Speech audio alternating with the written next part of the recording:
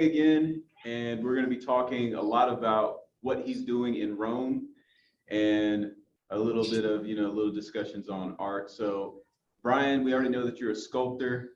Go ahead and tell me what you're doing in Rome. Okay, thanks for having me on again. It's been a fun time that we're having all these great conversations. I hope we can continue it. What I'm doing here in Rome is teaching a couple courses actually, running workshops for a month. We have drawing, painting, sculpture courses going. And then afterward, I'm going to spend some time and just go up to Florence, do some sculpting of my own, try to produce some new work and leave it behind for molding and casting, and hopefully start exhibiting here in Europe eventually. But so I'm doing a lot of different things, but primarily art related, sculpture related, a little bit of vacation, but doing a lot of teaching. We've been really busy. I have a full class of sculptors right now in a class, and we have another group coming in a week and a half. So we've been quite busy. Okay. So one question that I had for you is, I'm sorry, that's nobody important. One question I did have for you is, why Rome? And the reason I ask that is because here in the United States, and I know you're aware because you're very well read and you know the vast breadth of art history more so than I do. We have great artists like Augustus St. Gaudens, Daniel Chester, McNeil, John Quincy Adams Ward is one of my favorite sculptors of all time. Yep. A lot of people don't know that there's a big, strong history of figurative here in the United States. And yes. I kind of wanted to know, why did you choose Rome over someplace more local, especially since it would be more convenient for you? And I'm assuming a lot of your students are Americans as well. So why Rome? Yeah, about 11, 12 years ago, I had this idea of doing courses here in Italy. And originally the idea was that I was going to be bringing students of mine from the Lime Academy, which is where I was a professor. And that kind of morphed into this program here in Rome. The reason I always want to do it in Rome is because the concentration of art, and particularly sculpture, is pretty dense. So you can walk right down the street here to Piazza Navona and see Bernini Fountain of the Four Rivers. So the museums here are really, really close to everything that we do. So yes, you're right. There's a lot of art sculpture in the United States. I live north of Philadelphia. Philadelphia, of course, is one of the great sculpture centers of America. Probably the epicenter, actually, in many ways. But there's nothing like the layering of history that you get here in Rome, from ancient sculpture all the way through to medieval, the Renaissance, Baroque period, 19th century, a little bit of contemporary work as well. And so it's that level of layering and the density of it, all within walking distance. That's the key. So, for example, I'm going to do 2 workshops at my studio in Pennsylvania after I get home from this trip to Rome. And, like you said, there's a lot of art in the United States, a lot of sculpture in the United States, but we would have to make a 2-hour trip or an hour and a half trip to see all those different things as you mentioned. And I've thought about doing that kind of thing in the United States, excursions to places like Aspet or Chesterwood. Oh wait, here we go. Grazie. So sorry, I got my beer. You're good. That's a tall beer. Yeah, that's the medium. It's supposed to be a medium.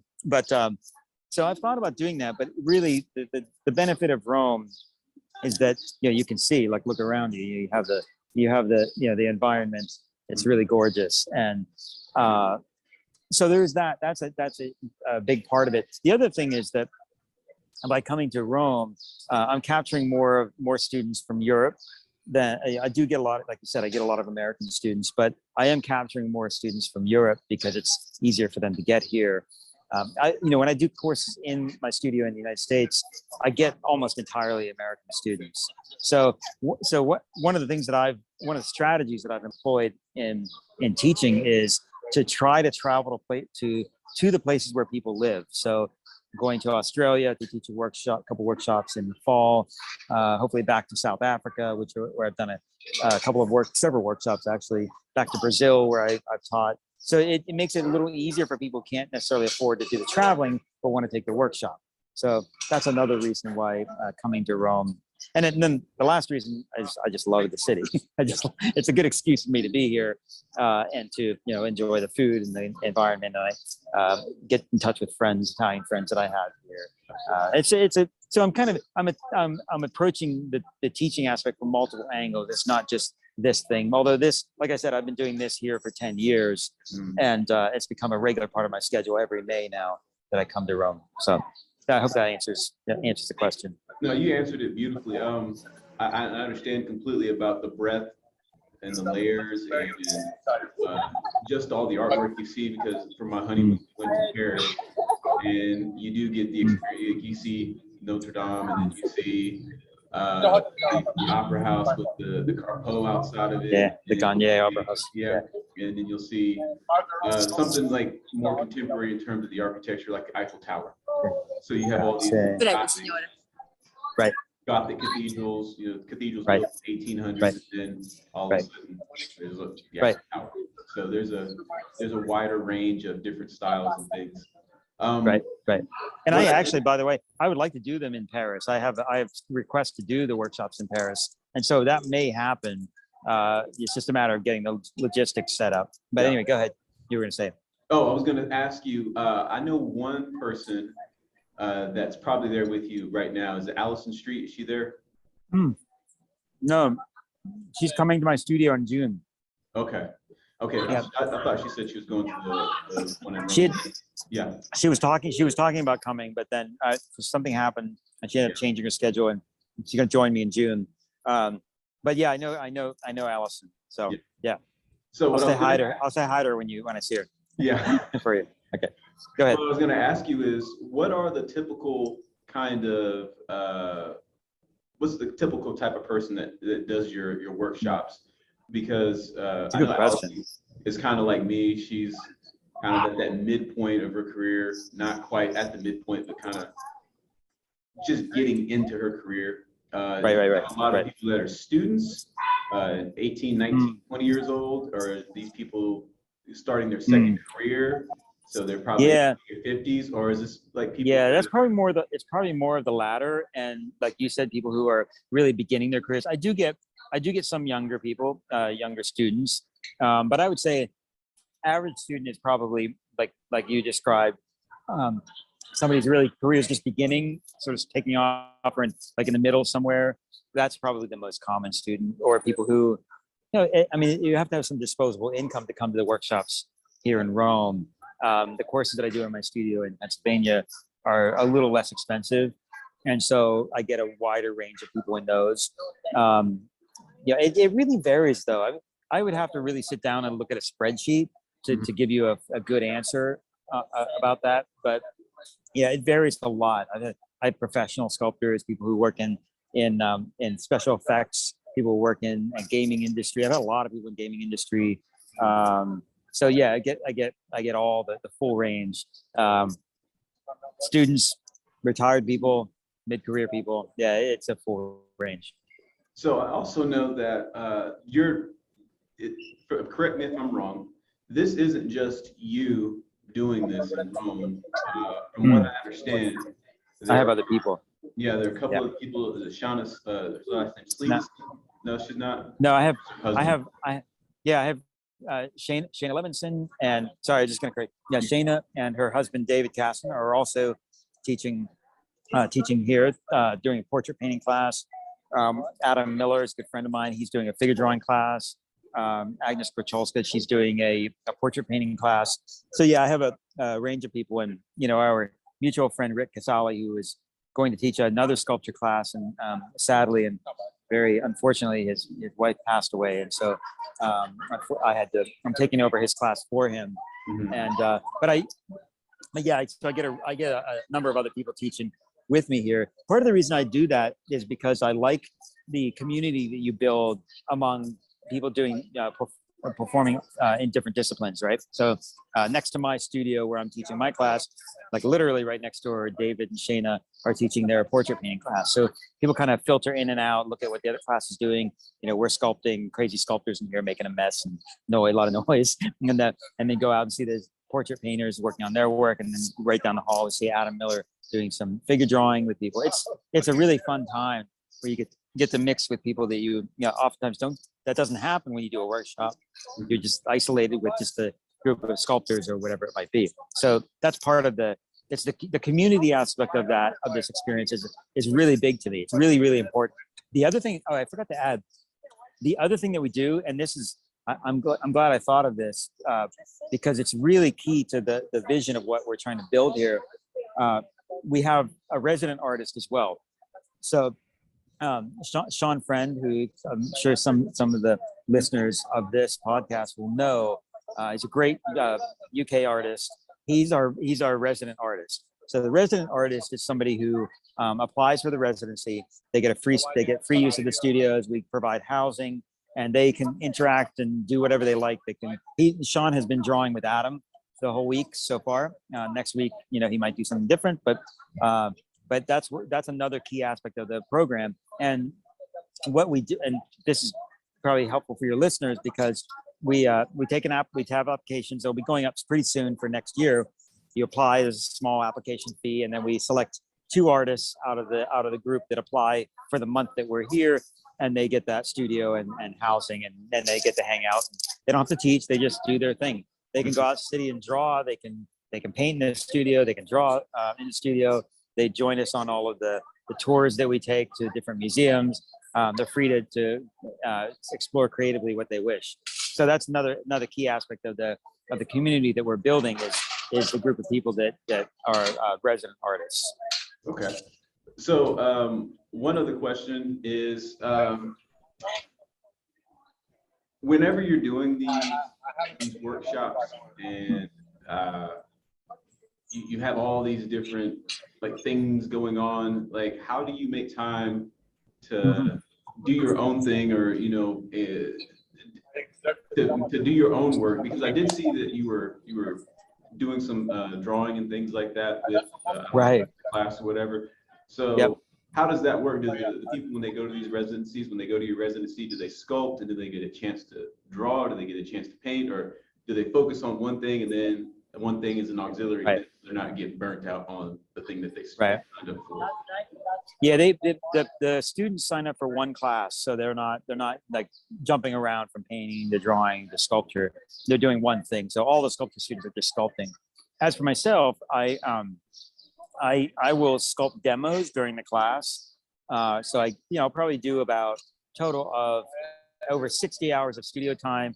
I'll probably do about 10, 15 hours of demoing or sculpting of my own thing in the class.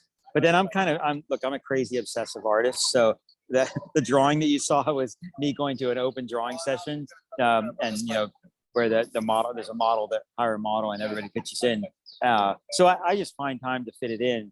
It can be a little difficult to fit in my own work because there's a lot of activity going on. Students want to go out to eat, have a drink, you know, pick your brain about the art career and the art world or whatever it is that they want to know about.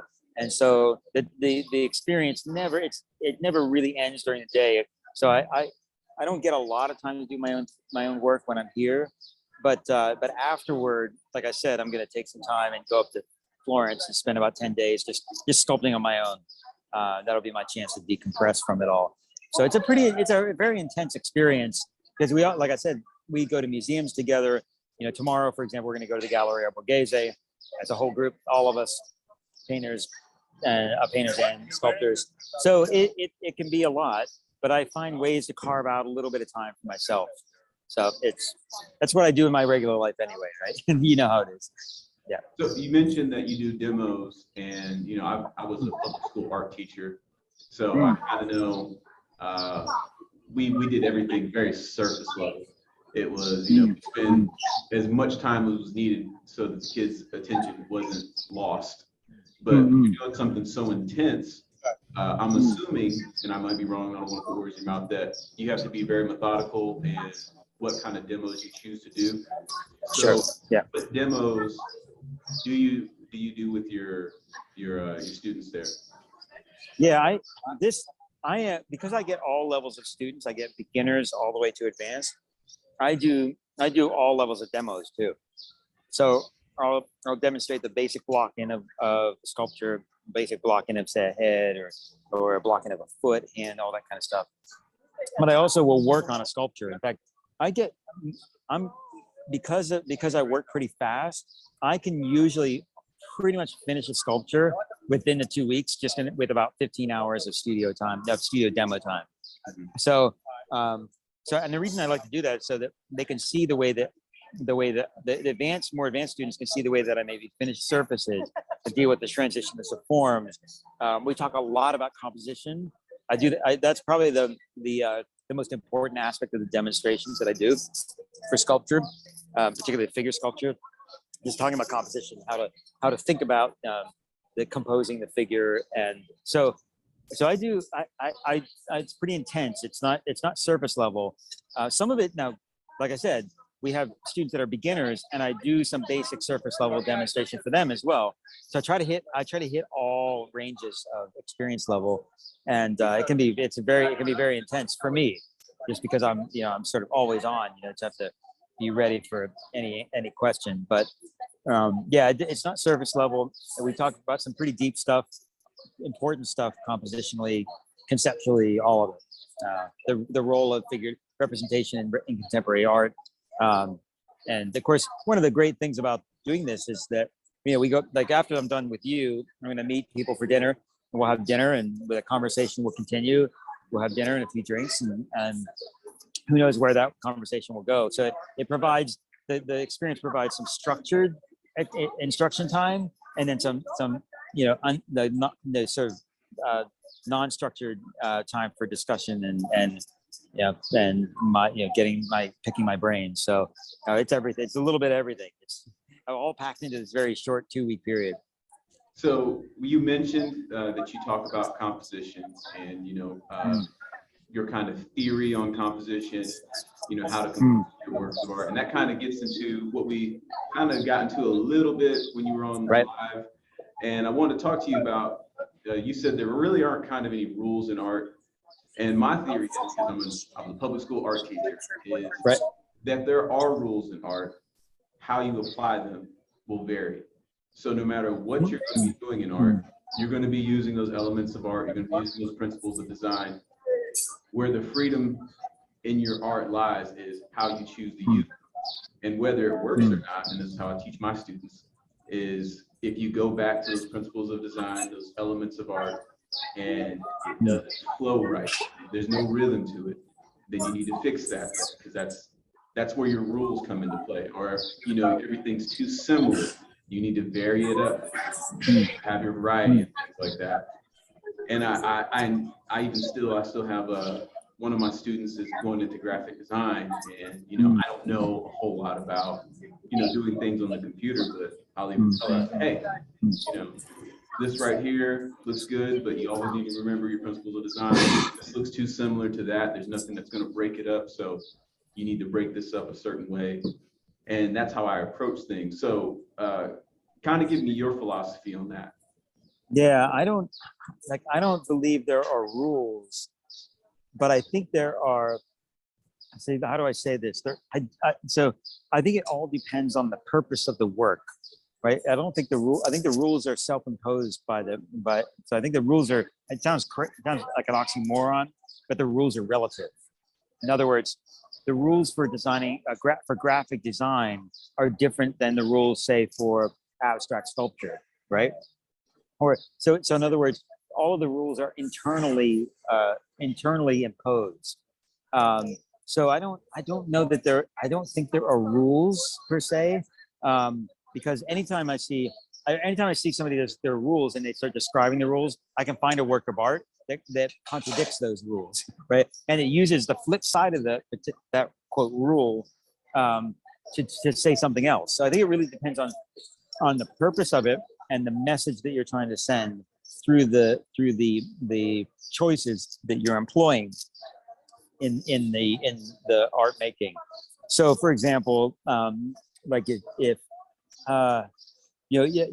people could say there are tonal rules for drawing, right? Well, maybe if you want to convey a certain kind of atmospheric environment, but you could make a case for breaking those rules entirely in order to convey a completely different message, right? So I think the rules are determined by yourself. They're determined by your own intentions. And like you said, like that, and the graphic design is a good example. Like those rules may apply to graphic design because the function of graphic design are internally, they're internally imposed because of the nature of that visual communication. But when it comes to a work of art, you can take all of those rules and completely flip them over and contradict them for another message, right? Like in other words, like order is not a rule because order and chaos work together. So you could have having order in things is not necessary for making art. It may be necessary for conveying a message of order, but if you're trying to convey a message of chaos, then order is not going to work. You have to use chaos. So I think these are, I mean, it's the yin and yang of things. Like that there's not. That's why I don't believe that there are rules for art. I think there are. What it comes down to is each individual has to know what they're trying to convey, and which quote rules apply to what they're trying to convey, right? So that's why I don't believe that there are rules. I think anytime you try to pin down art into these set of codified principles, you're only using those principles within the field of your own endeavor, right? So my composition, like, and I always say this when I talk to students, like I explain the way I approach composition. But I say, look, you could take every one of these rules and flip them on their head and convey a message that has a lot of power, but is using the opposite of that. So that's how I teach it to the students. I teach them the way I look at composition, and hopefully that gives them the sort of tools to start thinking freely about their own compositional principles they want to employ. So if that makes sense. I mean, I think the rules are really they're not some universal top-down imposition of some law, right? It comes down to what is the story you're trying to tell, and how do you tell that art form you're using. So anyway, that's how I think of it. But of course, that means that you have to be very self-aware, right? Yeah. I think that's part of the reason I think that way is because I think self-awareness is the key element there. It's not like, in other words, if people just adopt other people's rules, they're assuming that those rules apply to them, right?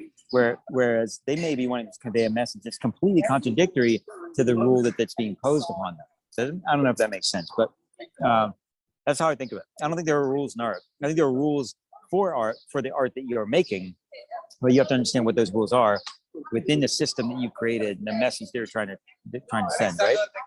I agree with you a little bit that, like, what you're trying to convey doesn't necessarily mean that rules are going to apply the same way, so therefore they're kind of aren't unique. But then again, I think once we all kind of understand what you're trying to convey, you still have to go back to those elements of art and those principles of design. And this really kind of solidified itself to me when I went to Paris and Jackson Pollock. And we're all familiar with, I don't even know the name of that red, white, and the one that's really they show us in our art books. We've all seen that one. And then I was in Paris and I saw Jackson Pollock, and I was like, this is a really crappy Jackson Pollock.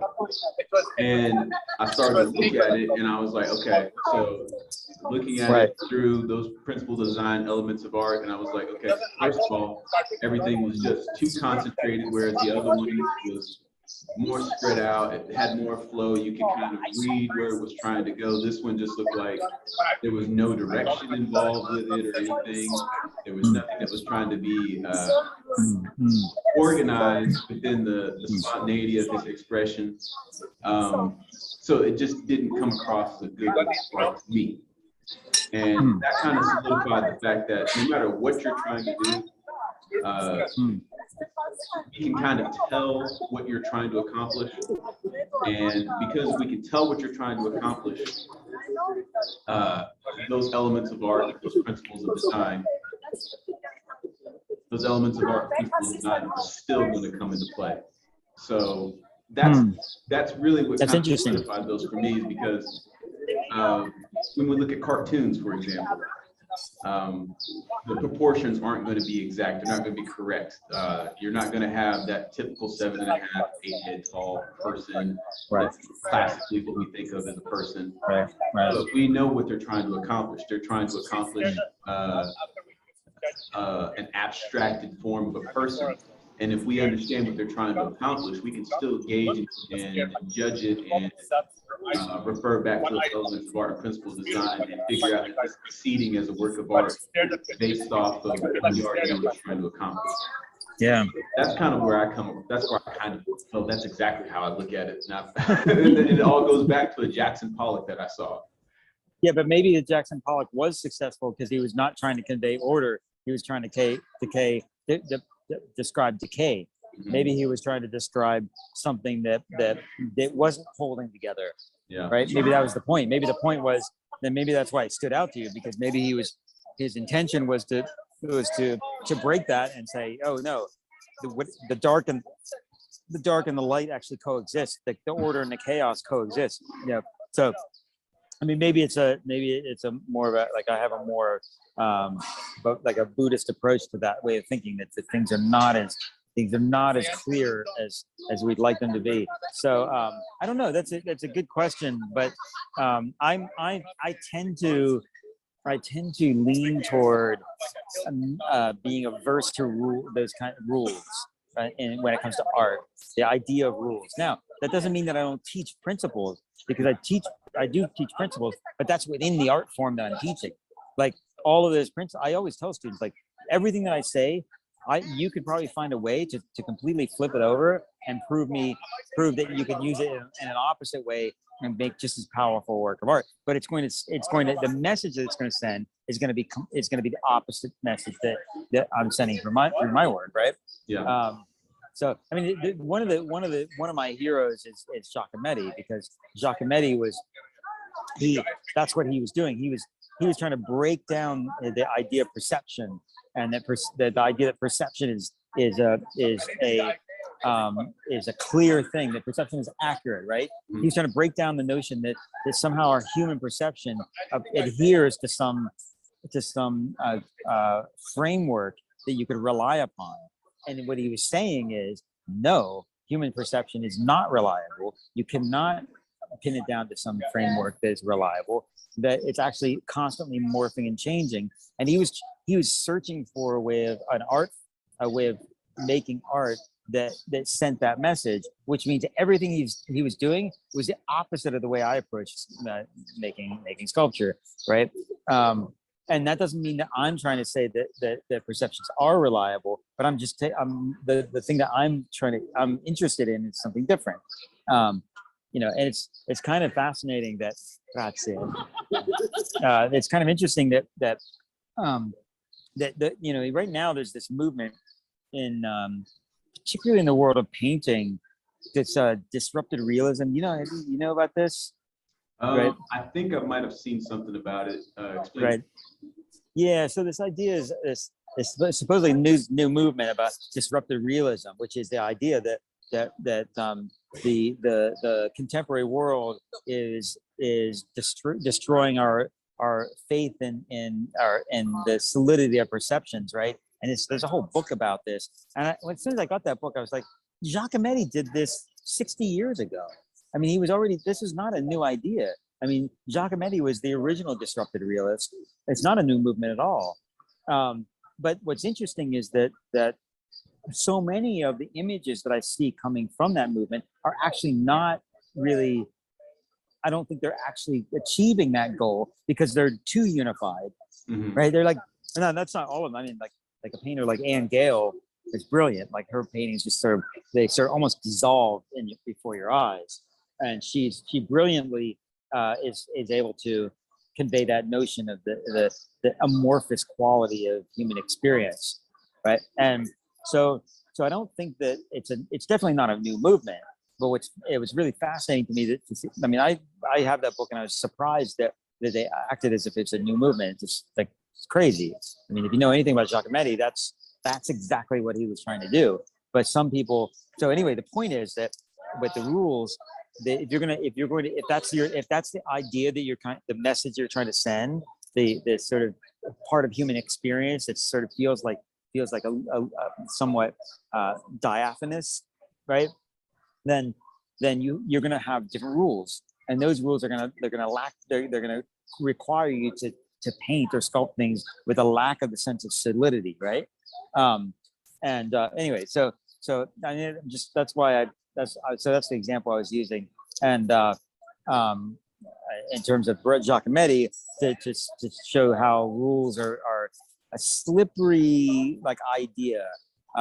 But it doesn't mean that the rules don't exist within each genre, right? So the rules can shift. You know, you could be playing a game with one set of rules, and then you change your ideas you want to pursue, and now you suddenly have to play by a different set of rules. But anyway, that's my way of looking at it. It's a very complicated subject because it requires a level of understanding about the history of art and the function of art, the purposes of art throughout different societies and different time periods. And so for example, Cubism is a perfect example. Like Cubism had its own rules, and those rules were people were shocked by them because they're like, well, you're not following the rules. You know, you're seeing all different sides. That's not how we see. And they were saying, well, these are our rules. Our rules are trying to figure out a way to describe the world from multiple points of view at one time. Right? So it's fascinating. Anyway, yeah. You know, having said all that, like when I think if you're gonna do representational sculpture, it's important to explain where you're coming from as a teacher, so that students understand that, you know, the principles of observation and replication that I'm employing are being used with a particular mindset, a particular philosophical position that I'm taking in the communication of that work. And I reserve the right to change those, to completely change what I'm doing at any given point, which I probably will at some point, because I'll realize that, you know, the notions of my exploration are suddenly like shifting and therefore requires a new way of communicating, new language, so to speak. So maybe it's not that the art has, maybe the better way of saying it is that it's not that I think art doesn't have rules, but it has an individual language that one has to seek out and discover. And in the act of seeking that and discovering that, you will find new things to say, right? But if you just accept, I worry about people just accepting rules, like a lot of these academies, like these are the rules for painting. Like, well, you've not, because when you do that, you're not only accepting and adopting the formal means of making it, you've also adopted their philosophical position and all of the baggage that comes with it, right? Yeah. So anyway, that's kind of how I see it. But this is a quite complicated conversation that I'm still working out in my own mind, right? I'm still trying to find a way to articulate that and refine the idea. And so people listening to this or watching this will probably pick up on that you know, that's, I'm not, you know, I'm not an authority on the subject. This is my opinion and my approach to thinking about the subject. Yeah. Right. So I don't think art has rules, but but it's very complicated to describe why I think that. Well, Brian, I really appreciate your time, and I want to keep this let's do it as short as possible. I got less than a minute before I run out of time. Oh, okay.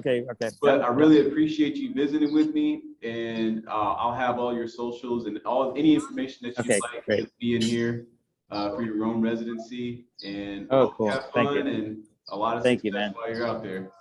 Well, thank you. I appreciate it. Let's do this again soon. Let's do it.